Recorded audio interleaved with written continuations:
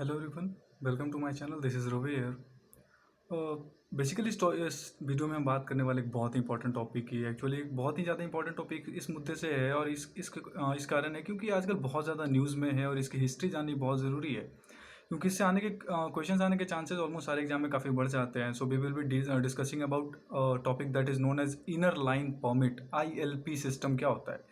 Inner line permit, जैसे कि आपने सुना होगा ट्रक पे national permit, state permit, Delhi permit, all India permit. ये जो चीज़ें होती है इसका क्या मतलब होता है, हम इसके बारे में पढ़ने की कोशिश करेंगे। How it is different from that we usually call as national permit that is written over truck पे, बसेस पे लिखे होते हैं। तो कैसे इनर लाइन परमिट डिफरेंट है उन चीज़ों से, एक्चुअली में है क्या, हम जानना क्या चाहते हैं इस चीज़ से, एक्चुअली इस चीज़ को पढ़ना इंपॉर्टेंट क्या है, इन सारी चीज़ों पे हम डिस्कस करेंगे। सो हम इस टॉपिक में एक बहुत ही इंपॉर्टेंट टॉपिक पे बात करने वाले हैं इस वीडियो में।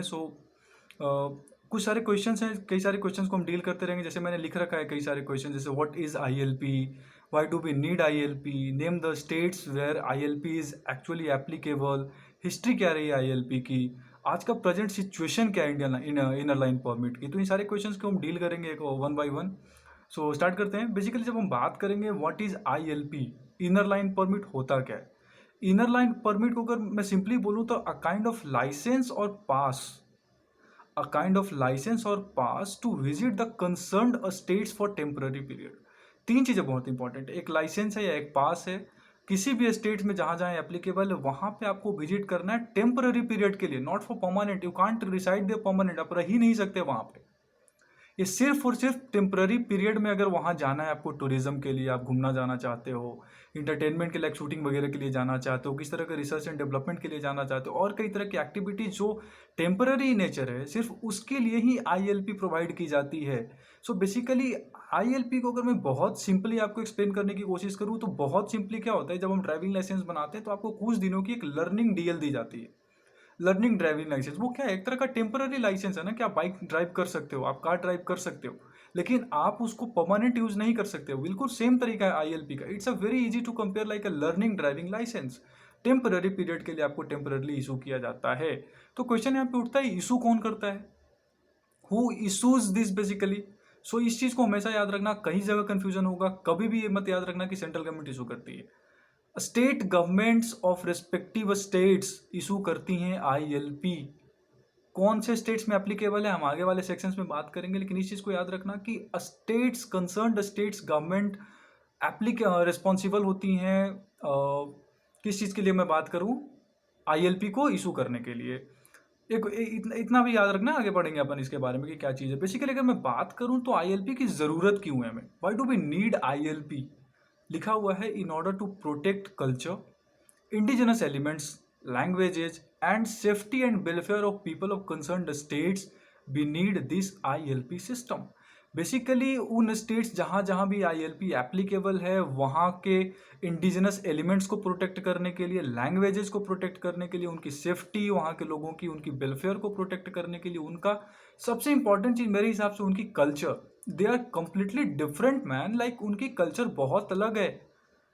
What they wear we don't wear that, जो वो खाते हैं हम वो नहीं खा पाते हैं। इसलिए मतलब मैं हम की बात कर रहा हूँ मैं, और अलग स्टेट लाइक अगर मैं बात करूँ बिहार, उत्तर प्रदेश, तेलंगाना, आंध्र प्रदेश और थोड़े और स्टेट्स, गुजरात, जहाँ पे ये सिस्टम एप्लीकेबल नहीं है, और कंपेयर करूँ ना स्टेट से जहाँ पे एप्लीकेबल है, तो उनके बीच में कल्चर का बहुत ज़्यादा डिफरेंट हो जाता है, जिसके कारण हम उनके प्रोटेक्शन के लिए हम ILP की हमें आज की ज़रूरतें हैं। अब कहाँ कहाँ एप्लीकेबल है, हिस्ट्री क्या रही है, प्रेजेंट सिचुएशन क्या रही है, तीन क्वेश्चन पे आने वाले सेक्शंस पे हम डिस्कस करेंगे। तो ये हमेशा याद रखना कि स्टेट्स गवर्नमेंट इशू करती हैं, ठीक है। सो आने वाले सेक्शन में हम बात करने वाले हैं कई सारे इंपॉर्टेंट टॉपिक्स की, लाइक हिस्ट्री क्या रही है, स्टेट्स कौन कौन से स्टेट्स में एप्लीकेबल है, प्रेजेंट सिचुएशन क्या रही है आजकल, है ना। एज आई सेड कि कौन कौन से स्टेट्स में ILP एप्लीकेबल है। सो याद करने का तरीका मैं बता दूंगा आपको। अगर सिंपली मैं बात करूं किस किस स्टेट्स में एप्लीकेबल है, तो बिल्कुल मैप को दिमाग में लाओ, मैप को इमेजिन करो, और सबसे एक्सट्रीमली ईस्टर्न मोस्ट स्टेट्स जो इंडिया के हैं वहां चले जाओ। ऊपर से नीचे आएंगे हम, सबसे ऊपर से नीचे अरुणाचल प्रदेश, उसके नीचे नागालैंड, उसके नीचे हम आएंगे मणिपुर, देन मिजोरम। सबसे ऊपर अरुणाचल प्रदेश, उसके नीचे नागालैंड, उसके नीचे मणिपुर, देन मिजोरम। ये वो चार स्टेट्स हैं, याद करने का तरीका, ये वो चार स्टेट्स हैं जो म्यांमार के साथ बॉर्डर शेयर करते हैं। ये वो चारों स्टेट्स हैं जो म्यांमार के साथ बॉर्डर शेयर करते हैं। अपन इसके बारे में बात कर लेते हैं। अगर मैं थोड़ी सी आपको हिस्ट्री बता दूं या फिर थोड़े से मैं अगर नॉर्मली बताऊं आपको, सो मिजोरम एक ऐसा स्टेट है जिसको अभी रिसेंटली, सॉरी, मणिपुर एक ऐसा स्टेट है जिसको रिसेंटली अभी ऐड किया गया था इसमें। क्योंकि अभी हुआ क्या था, कुछ समय पहले जैसे आपको पता है सिटीजनशिप अमेंडमेंट एक्ट हमारी पास हुई थी पार्लियामेंट से, जिसमें बांग्लादेश, अफगानिस्तान और पाकिस्तान से आने वाले कई सारे रिलीजन के लोगों को हम सिटीजनशिप देने वाले हैं। तो इस बात को लेके एक तरीके का मुद्दा छिड़ गया था नॉर्थ ईस्ट स्टेट्स में कि हमें हमारे स्टेट्स में हमारे कल्चर को प्रिजर्व करने के लिए हमें डर है कि अगर लोग यहाँ से आएंगे तो हमारे स्टेट्स में पेनिट्रेट करेंगे काफ़ी हद तक हमारे कल्चर को, हमारे लैंग्वेज को और इंडिजिनस एलिमेंट्स को काफ़ी हद तक प्रॉब्लम है। तो मणिपुर की गवर्नमेंट ने अभी रिसेंटली में, बहुत recently, ministry of home affair से या सेंट्रल गवर्नमेंट से रिक्वेस्ट किया था कि हमें हमारे स्टेट्स को आईएलपी के अंदर लाया जाए। तो अभी कुछ समय पहले मणिपुर के रिकमेंड रिक्वेस्ट के बाद मिनिस्ट्री ऑफ होम अफेयर्स या सेंट्रल गवर्नमेंट ने उन्हें अभी आईएलपी सिस्टम के अंदर ले आए हैं। तो आपको याद रखना है कि Manipur is the newest state जिसको अभी आईएलपी सिस्टम के अंदर लाया गया है। अब मैं यहाँ पे एक चीज़ आपको बता दूं कि मणिपुर को तो ले आया गया, लेकिन एक डिमांड हमारी मेघालय से भी उठी थी। मेघालय भी ईस्टर्न मोस्ट स्टेट से, हमारा नॉर्थ ईस्ट इंडिया का स्टेट है एक। मेघालय से भी एक डिमांड उठी थी कि हमें भी आईएलपी सिस्टम के अंदर लाया जाए, बिकॉज उनको भी डर है कि जो बांग्लादेश से लोग आएंगे या जो अफगानिस्तान पाकिस्तान से जो भी लोग आएंगे वो उनके स्टेट्स में पेनिट्रेट करेंगे, उनकी कल्चर को प्रॉब्लम होगा, उनके इंडिजिनस एलिमेंट्स को प्रॉब्लम होगा, लैंग्वेज को प्रॉब्लम होगा। सो अभी मेघालय के स्टेट ने, वहाँ के लेजिस्लेचर ने एक रिजोल्यूशन पास किया है, वहाँ से एक उनके स्टेट असेंबली ने एक रिजोल्यूशन पास किया है, लेकिन अभी वो मिनिस्ट्री ऑफ होम अफेयर्स ने उसको अपडेट नहीं किया है, फिर उसको अप्रूव नहीं किया। तो अभी इन चारों स्टेट्स में ही एप्लीकेबल है सिंपली, अरुणाचल प्रदेश, नागालैंड, मणिपुर और मिजोरम, जो चारों स्टेट्स हमारे म्यांमार के साथ बॉर्डर शेयर करते हैं। याद करने का तरीका है आईएलपी वहाँ एप्लीकेबल है। तो अगर आप एक डोमेस्टिक, अगर आप इंडियन सिटीजन हो, अगर आपको इन स्टेट्स में विजिट करना है तो आपको आईएलपी लेना पड़ेगा, वहाँ की स्टेट गवर्नमेंट देगी टेम्पररी पीरियड्स के लिए। इन चारों स्टेट्स में एप्लीकेबल है। कुछ समय अगर आप जब बाद में वीडियो देख लो तो अपने आप को मेघालय से अपडेट कर लेना कि मेघालय को मिनिस्ट्री ऑफ होम अफेयर्स या सेंट्रल गवर्नमेंट ने आईएलपी सिस्टम के अंदर वो उसको अप्रूवल दिया है कि नहीं, या वो उसके अंदर आते हैं कि नहीं। सो थोड़ी हिस्ट्री की बात करेंगे हम। We will talk about some history, जहाँ पे हम ब्रिटेन के पास, ब्रिटिश एम्पायर में घुसेंगे, वहाँ की बातें करेंगे। बंगाल इस फ्रंटियर को किस तरीके से रेगुलेट करने का एक सिस्टम आया था, उस पर बात करेंगे। सो आईएलपी सिस्टम का बेसिकली ईजाद कहाँ से होता है अपन उसके बारे में बात करेंगे। So wait for that. As I said, अभी हाल में ही, जैसा मैंने बोला कि अभी हाल में मेघालय गवर्नमेंट ने और मेघालय की स्टेट लेजिस्लेचर ने एक पास किया है कानून। सो उसका नाम है Meghalaya residents safety and security act 2016, जिसमें उन्होंने अमेंडमेंट किया है। बेसिकली इस अमेंडमेंट में उन्होंने सेंट्रल गवर्नमेंट और मिनिस्ट्री ऑफ होम अफेयर्स को बोला है कि हमें भी आईएलपी के दायरे में लाया जाए, ताकि सीएए, सिटीजनशिप अमेंडमेंट एक्ट से जो भी लोग बाहर से आएंगे वो हमारे स्टेट्स में इतने नहीं आ पाए, मतलब वो परमानेंटली वहाँ रिसाइड ही नहीं कर पाएंगे। So these states will be free, like हाँ मेरे यहाँ तो नहीं आएंगे ना। तो ये मकसद है Meghalaya resident safety and security act 2016 में अमेंडमेंट का। अगर मैं इसकी हिस्ट्री की बात करूं तो ये स्टार्ट कहाँ से होती है? देखो, स्टार्ट होती है 1873 में एक एक्ट बना था, जब हमारे हम we were under British colonial rule. So उस टाइम पे हुआ क्या था ना, लाइक कि नॉर्थ ईस्ट स्टेट्स को जब हम अपने मतलब ब्रिटिशर्स जब वहाँ पे उन पे राज करना चाहते थे, तो उनको लगा कि इनकी कल्चर काफ़ी अलग है।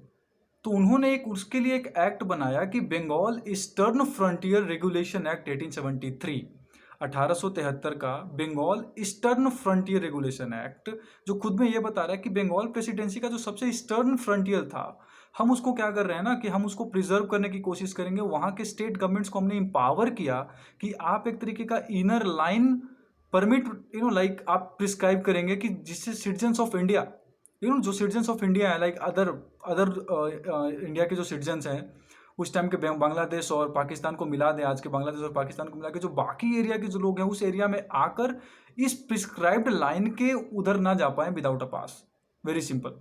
सो ब्रिटिशर्स क्या चाहते थे कि हम उस ईस्टर्न फ्रंटियर के लोगों को अपने अंडर तो ले आएँ, लेकिन हम उनको उनकी इस प्रॉब्लम को दूर कर दें कि आपके एरिया में कोई भी बाहर का जो नॉर्मल सिटीजन है जो इंडिया का, जिसको हम बोल रहे हैं आज का, जैसे मान लो कोई गुजरात, हम उस टाइम के जो मध्य भारत या फिर उस टाइम के मैं अगर बात करूं मद्रास प्रेसिडेंसी का, अगर कोई इंसान जाके और आज का मॉडर्न अरुणाचल प्रदेश में रहना चाहे तो वो नहीं रह पाता, उसको अलाउ ही नहीं था। इस एक्ट ने वही चीज़ को रोक दिया कि आप वहाँ पे जाके नहीं रह सकते, अप्रूवल दे दिया स्टेट गवर्नमेंट्स को। उसका सेक्शन 2 इस बात से डील करता है कि स्टेट गवर्नमेंट के पास पावर है कि आप एक लाइन ड्रॉ कर दो, इसके लाइन के उस साइड में नॉर्मल सिटीजन से आप और भी जो आज के मॉडर्न मतलब उस टाइम के जो मॉडर्न लाइक मैं से बोला मद्रास प्रेसिडेंसी वगैरह के जो लोग हैं वो नहीं जा पाएंगे। ये सिंपल मकसद था और वो सिस्टम आज भी चली आ रही है, क्योंकि हमने आज़ादी के बाद भी सिस्टम को रखा है, क्योंकि वो कल्चरली काफ़ी डिस्टिंक्ट है हमसे। सो उनके कल्चर को रिकग्निशन देने के लिए हमने इस कानून को काफ़ी हद तक अभी तक एप्लीकेबल रखा है कि हम इस सिस्टम को बना के रखेंगे। ये सिस्टम और रिस्ट्रिक्टेड परमिट एरिया जो होगा, रिस्ट्रिक्टेड एरिया परमिट RAP, थोड़ा अलग है उनमें। सो हम थोड़ी सी बात कर लेंगे 2 मिनट में, रिस्ट्रिक्टेड एरिया परमिट क्या होता है, कौन कौन से स्टेट्स उनके अंदर आते हैं। बहुत सिंपली बात कर लेंगे हम रिस्ट्रिक्टेड एरिया परमिट की। सो वेरी ब्रीफली हम बात करेंगे इनर रिस्ट्रिक्टेड एरिया परमिट की। हमने इनर लाइन परमिट की बात कर ली, जो हमारे इंडियन सिटीजन्स को दिया जाता है टेम्परली विजिट करने के लिए। अगर मैं बात करूँ फॉरेनर्स की, अगर आप फॉरेनर हो, अगर आपको विजिट करना है तो आपको एक तरीके का रिस्ट्रिक्टेड एरिया परमिट से पास करना पड़ेगा। बेसिकली कुछ नहीं होता, रिस्ट्रिक्टेड एरिया परमिट को ऐसे डिफाइन किया गया है under the foreigners protected areas order 1958। 1958 का एक गवर्नमेंट ऑफ इंडिया का ऑर्डर है जिसका नाम है foreigners protected areas order 1958। All area falling between the inner line, जो हमने बोला ना इनर लाइन डिफाइन कर रखा है स्टेट गवर्नमेंट्स ने अपने अकॉर्डिंग, इनर लाइन डिफाइन कर रखा है। उस इनर लाइन से उस स्टेट्स की जो इंटरनेशनल बाउंड्री है, उस इंटरनेशनल बाउंड्री और वो इनर लाइन के बीच का एरिया रिस्ट्रिक्टेड एरिया कहलाएगा। फॉर एग्जाम्पल अगर मैं बात करूं राजस्थान की, तो राजस्थान गवर्नमेंट ने एक इनर लाइन डिसाइड कर रखा है, उन्होंने अपने अकॉर्डिंग इनर लाइन डिसाइड कर रखा है। दो वहां पे इनर लाइन परमिट एप्लीकेबल नहीं है, लेकिन वो स्टेट गवर्नमेंट को पावर देती है कि आप एक इनर लाइन डिसाइड करें। इस पर्टिकुलर ऑर्डर के अकॉर्डिंग उन्होंने इनर लाइन डिसाइड कर लिया। अब उस इनर लाइन से उस राजस्थान स्टेट की जो पाकिस्तान से बॉर्डर लगने वाली जो भी एरिया होगी उनके बीच का, that is what is known as restricted area. उसमें अगर विजिट करना है आपको, if you are a foreigner, आपको रिस्ट्रिक्टेड एरिया परमिट से पास करना पड़ेगा। ठीक है, रिस्ट्रिक्टेड एरिया परमिट आपको मिलेगा और उससे आपको पास करना पड़ेगा। बस इतना ही अंतर है दोनों में। ये थोड़ी इसमें एरियाज एक्सपेंड कर जाती है, इंटरनेशनल एरियाज बाउंड्री के आसपास के एरियाज आ जाते हैं। सो कौन कौन से एरियाज आते हैं, हमारे पास बहुत सारे स्टेट्स हैं जो बॉर्डर शेयर करते हैं। लाइक मेघालय भी हमारा बॉर्डर शेयर करता है, तो मेघालय नहीं आता रिस्ट्रिक्टेड एरिया परमिट में। गुजरात भी बॉर्डर शेयर करता है लेकिन वो नहीं आता। यूपी भी बॉर्डर शेयर करता है, इंटरनेशनल बॉर्डर नेपाल के साथ। बिहार भी करता है, वो नहीं आता। तो कौन कौन से स्टेट्स आते हैं, जम्मू कश्मीर। मैंने जम्मू कश्मीर को स्टार मार्क कर रखा है क्योंकि जम्मू कश्मीर अब नहीं बन गई, यूनियन टेरिटरी होगी। तो ये अभी तक मुझे नहीं पता, शायद कंफर्म भी नहीं है कि लद्दाख रिस्ट्रिक्टेड एरिया परमिट में आती है कि नहीं। अगर आती है तो अपने आप को अपडेट कर लेना, अभी तक उस पर कोई मैंने तो कोई ऐसा इन्फॉर्मेशन नहीं देखा है। So Jammu Kashmir for right now, पूरी की पूरी जम्मू कश्मीर अगर पुरानी वाली मैप को याद रखें तो राजस्थान, उत्तराखंड, अरुणाचल प्रदेश, सिक्किम, मणिपुर, मिजोरम, नागालैंड और हिमाचल प्रदेश, ये वो स्टेट्स हैं जहां आपको विजिट करना है। If you are a foreigner, आपको रिस्ट्रिक्टेड एरिया परमिट से पास करना पड़ेगा। कहाँ नहीं लेना है। सो बिहार में नहीं लेना, यूपी में नहीं लेना, पंजाब नहीं लेना, गुजरात नहीं लेना, मेघालय नहीं लेना। सो इस तरीके से कई सारे एरियाज आपको याद रखने, त्रिपुरा नहीं लेना। तो कौन कौन से एरियाज में रिस्ट्रिक्टेड एरिया परमिट याद रखनी, एक बार ध्यान से सुन लेंगे। जम्मू कश्मीर, उत्तराखंड और हिमाचल प्रदेश, ऊपर के तीनों। वेस्ट में सिर्फ और सिर्फ हमको राजस्थान का चाहिए। ईस्टर्न नॉर्थ ईस्ट में आ जाएंगे तो सिक्किम, अरुणाचल प्रदेश, मिजोरम, मणिपुर और नागालैंड। बस इतने ही आपको स्टेट्स याद रखने हैं। अगर एक और इसमें एक्सेप्शन क्या है कि सारे foreigners except citizen of Bhutan requires permit to visit restricted area. अगर आप भूटान के पीपल हैं, अगर आपको अरुणाचल प्रदेश के रिस्ट्रिक्टेड एरिया में जाना है तो आपको रिस्ट्रिक्टेड एरिया परमिट की जरूरत नहीं पड़ेगी, दैट्स एन एक्सेप्शन। सो इन चीज़ों को याद रखना है। इनर लाइन परमिट हमारे लिए, रिस्ट्रिक्टेड एरिया परमिट फॉरेनर्स के लिए। क्या होता है रिस्ट्रिक्टेड एरिया परमिट, कहाँ का एप्लीकेबल है, बस इन्हीं चीज़ों को याद रखना है। और मैप को ध्यान रखना है कि inner line permit eastern most states में लगती हैं। Restricted area permit western border, Pakistan के साथ लगने वाले बॉर्डर्स हमारे जम्मू कश्मीर और राजस्थान। चाइना के साथ लगने वाले बॉर्डर हमारे चार सब, सिक्किम भी ले लो, अरुणाचल प्रदेश भी ले लो, हिमाचल प्रदेश भी ले लो और उत्तराखंड भी ले लो, चारों के। लद्दाख भी अपडेट देख लेना आप। और इधर मिजोरम, नागालैंड और आपका मणिपुर। ऐसे याद रखना है, जल्दी जल्दी याद हो जाएगा। और भूटान के लोगों को जरूरत नहीं है। तो बस इतना ही अंतर है इनर लाइन पर। थोड़ा कंफ्यूजिंग टॉपिक था, आप कंफ्यूज कर जाओगे। स्टेट गवर्नमेंट इशू करती है, सबसे इंपॉर्टेंट लाइन इस पूरे टॉपिक का याद करने का, कौन कौन से स्टेट्स में एप्लीकेबल है, मैप को ध्यान रखेंगे। और आगे पढ़ेंगे अपन, नई चीज़ अपडेट होंगी तो इसके बारे में बात करेंगे। So thank you for watching and please like and subscribe the channel. Thank you.